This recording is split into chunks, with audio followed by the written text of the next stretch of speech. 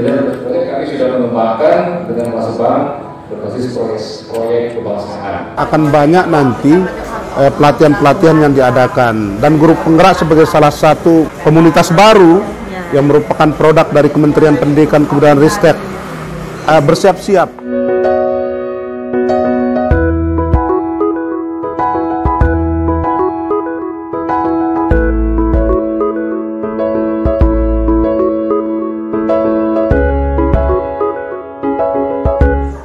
Assalamualaikum Pak Ketua. Waalaikumsalam warahmatullahi wabarakatuh. Mbak Wi, bagaimana kabarnya Mbak Wi? Alhamdulillah, sudah segar kembali Pak Ketua. Alhamdulillah, saya dalam kondisi sehat walafiat.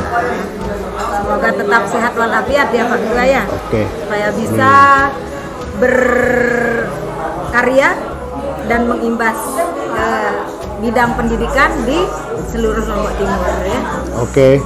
Malam ini kita akan ngobrol tentang ini Pak Ketua, hasil diklat workshop review kemarin di Malang itu. Oke. Nah, bagaimana? Oke. Cerita dikit. Pertama-tama tentu kita menyampaikan puji syukur kita ya kepada Allah SWT yang telah memberikan kita kesehatan keafiatan. Kaitannya dengan workshop review Wasbang dan STEM ya, yang berlangsung selama 4 hari di Malang dari tanggal 25 Januari sampai dengan 29 Januari tahun 2022. Ada beberapa hal yang menjadi agenda. Yang pertama adalah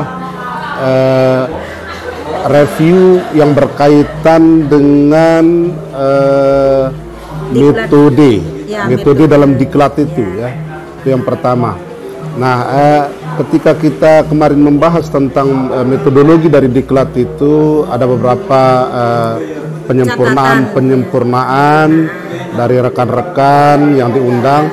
Ya, yang pertama adalah kaitannya dengan masalah diperbanyaknya teknologi di dalam penggunaan IT dalam diklat ya, yang akan datang di tahun 2022, yang mana kemarin pada diklat Wasbang pada akhir tahun 2021 sangat minim teknologi, bahkan tidak menggunakan teknologi. Artinya bahwa kita para peserta banyak menggunakan Windows Shopping, kemudian puzzle ya, kemudian banyak menggunakan kertas-kertas yang menjadi kreativitas dari teman-teman peserta. Nah, pada tahun 2022 ini diupayakan akan menggunakan IT, akan menggunakan teknologi komputer, game dan lain sebagainya.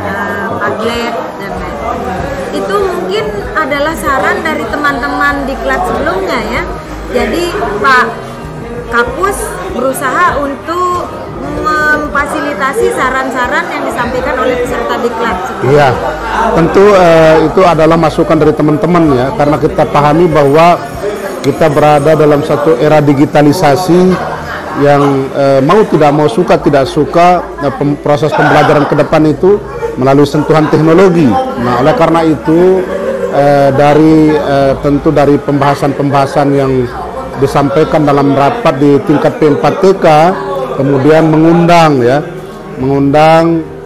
peserta terbaik dari diklat Wasbang 2021, peserta terbaik diklat dari STEM 2021, kemudian diklat luar negeri dan diklat dalam negeri, yang mana mereka ini kita kemarin berkolaborasi dalam rangka untuk membuat sebuah formulasi baru ya, dengan memadukan antara konsep diklat yang kemarin dengan konsep yang sekarang yang terkait dengan sentuhan teknologi itu. Dan saya yakin nanti akan lebih keren dari sebelumnya kan Pak Ketua ya? Iya. Kemarin itu kan waktu kita melakukan workshop itu, salah satu yang diuji cobakan itu adalah game Bambazel yang cukup menarik ya. Game itu cukup menarik dan materinya terkait dengan materi diklat Wasbang gitu. Begitu pula kemarin ketika diuji cobakan join quizzes yang mana ini juga sangat menarik untuk dipakai gitu, sehingga kecepatan dan ketepatan dari menjawab itu sangat menentukan. Nah, ke depan mudah-mudahan dalam diklat yang akan datang dengan adanya formulasi baru ini, mudah-mudahan diklat Wasbang maupun STEM itu lebih punya greget, lebih punya makna, dan itu bisa diimplementasikan di satuan pendidikan kita masing-masing. Bisa diaplikasikan lah di dalam kelas ya Pak Ketua. Tapi kalau misalnya menggunakan IT berarti boleh menggunakan handphone dong. Waktu kemarin kan, yang tahun kemarin kan tidak boleh menggunakan handphone Android. Artinya handphone itu digunakan ketika melaksanakan kegiatan yang berkaitan dengan game atau kuisis itu. Tapi tidak boleh menggunakan handphone atau laptop untuk mencari jawaban. Tidak boleh. Nah, jadi bedanya itu gitu. Jadi bukan berarti dengan membawa handphone atau laptop itu peserta boleh membuka seenaknya misalnya tentang terkait dengan materi-materi untuk mencari jawaban, tidak boleh. Dan saya yakin tidak ada kesempatan kalau menggunakan Bombazal dan kuisis itu kan harus tepat. Iya, karena waktunya dibatasi, tidak mungkin. Nah, berikutnya terus ada hal-hal baru yang menjadi masukan? Ya, yang hal baru. Samping IT maksud saya. Ya, kemarin itu kan yang kita bicarakan secara intens termasuk evaluasi ya, penilaian. Penilaian kalau kemarin di Ditlak Wasbang 2021 itu ketika menggunakan window shopping misalnya, peserta menilai peserta dan itu subjektivitasnya tinggi, gitu. Memberikan tanda bintang itu termasuk subjektivitas, dan ini dihilangkan di Diklat Wasbang 2000 maupun September 2022 ke depan. Cukup yang menilai, yang memberikan apresiasi berupa tanda bintang itu adalah narasumber atau fasilitator, gitu. Sehingga insya Allah penilaiannya bisa objektif. Lebih objektif lah, diharapkan seperti itu.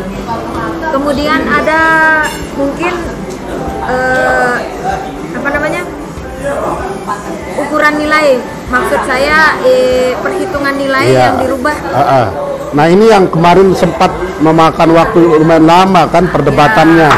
Ketika misalnya ada satu kelompok yang mengusulkan nilai kognitifnya, pengetahuannya cukup 10%. Nah, kemudian yang diperbanyak itu afektifnya dan psikomotoriknya gitu. Nah, ada juga kelompok yang mengusulkan terlalu kecil 10% sehingga dinaikkan menjadi 15%. Bahkan ada juga kelompok yang mengusulkan kognitifnya 20%, kemudian afektifnya dan psikomotoriknya itu 80%. Gitu. Nah, kenapa justru afektif dan psikomotoriknya diperbesar? Alasan dari kelompok yang mengusulkan itu karena Wasbang ini kan tujuan akhirnya adalah bagaimana meningkatkan pendidikan karakter. Karakter itu kan masuk dari sikap atau afektif gitu. Nah, kemudian kenapa keterampilan ini juga atau psikomotorik juga diperbesar? Jangan lupa pada pada proses kurikulum yang sekarang ini kan yang dikedepankan itu kecakapan abad 21 ya, yang di dalamnya itu hal-hal yang terkait dengan masalah skill atau keterampilan. Nah, ini dasarnya. Ini dasarnya sehingga afektif dan psikomotorik diperbesar, kemudian kognitifnya itu diperkecil nilainya. Nah, sehingga nanti diharapkan teman-teman yang melakukan diklat ini paling tidak bisa mengubah ya kondisi di sekolah masing-masing, terutama dalam hal pendidikan karakter ini, kemudian skill juga gitu. Dan itu langsung diterapkan. Dan langsung diterapkan. Psikomotornya jalan, keterampilannya jalan dengan konsep kognitif yang jelas, seperti itu jadinya Pak Ketua. Nah, di kelompok saya juga Pak Ketua kemarin dibahas kan saya harmoni sosial.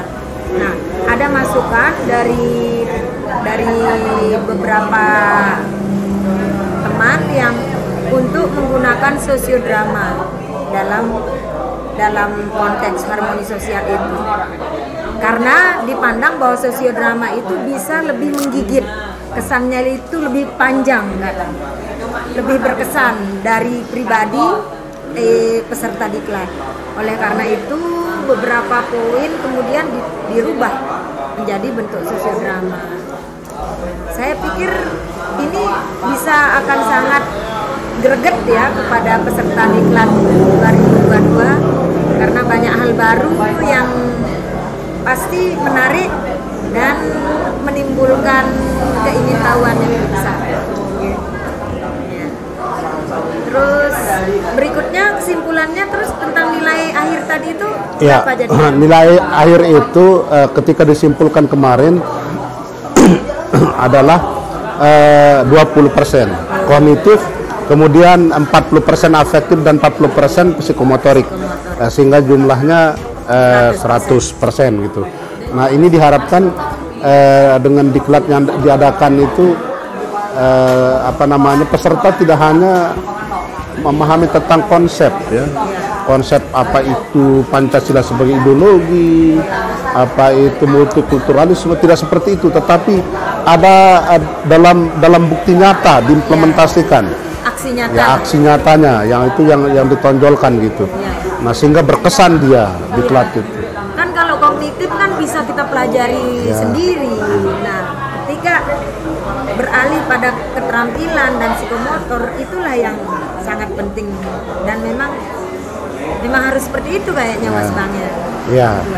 Jadi kalau kemarin itu pembahasannya kan masih bersifat general ya, bersifat umum gitu. Tentu menurut beberapa narasumber kemarin dari Widya Uswara akan ada proses finalisasi, dan finalisasi itu nanti akan mengundang lagi para guru penggerak maupun diklat luar negeri, diklat dalam negeri, dan Widya Uswara untuk supaya betul-betul formulasi yang dihasilkan ini sangat tepat ketika nanti diklat Wasbang diadakan pada tahun 2002, begitu pula STEM ya ketika diadakan pada tahun 2022. Intinya adalah Bapak Ibu semua bahwa karena dunia pendidikan kita ini masih dalam tahap penyempurnaan, akan banyak nanti pelatihan-pelatihan yang diadakan, dan guru penggerak sebagai salah satu sebuah komunitas baru yang merupakan produk dari Kementerian Pendidikan Kebudayaan Ristek, bersiap-siap ya. Ibaratnya kita akan menjemput bola ya, bukan menunggu bola tapi menjemput bola. Nah, tentu kesiapan itu bukan saja masalah pemahaman yang terkait dengan kognitifnya, tapi bagaimana kita memperbanyak literasi. Nah, ini yang kita harapkan, sehingga teman-teman nanti begitu misalnya dipanggil gitu ya bisa menyelesaikan diri. Nah, ini yang kita harapkan, sehingga sekali lagi selaku ketua komunitas guru penggerak Kabupaten Lombok Timur, saya berharap rekan-rekan saya khususnya angkatan 1 ya terus berupaya melakukan perubahan-perubahan inovatif di satuan pendidikan, bagaimana kemudian mengajak rekan-rekan kita yang belum menjadi guru penggerak untuk mau ikut ya, paling tidak mendaftar sebagai guru penggerak nanti. Dan tidak bosan-bosan berbuat ya. Tidak ada kata bosan ya. Tujuan akhir kita adalah bagaimana pendidikan khususnya di Lombok Timur ini semakin baik, dan secara umum di Indonesia ya semakin baik ke depannya. Harapan kita ini guru penggerak ini bisa menjadi booster untuk meningkatkan kemajuan pendidikan di daerah kita masing-masing. Pemirsa, demikian tadi obrolan kami dengan Pak Ketua Komunitas Guru Penggerak Kabupaten Lombok Timur. Harapan kami semoga semua diklat yang diberikan ini bisa bermanfaat dan bisa membuat semangat teman-teman guru penggerak yang bukan guru penggerak pun untuk terus tetap memajukan pendidikan Kabupaten Lombok Timur secara khusus dan pendidikan Indonesia secara umum. Terima kasih. Wassalamualaikum warahmatullahi wabarakatuh. Waalaikumsalam.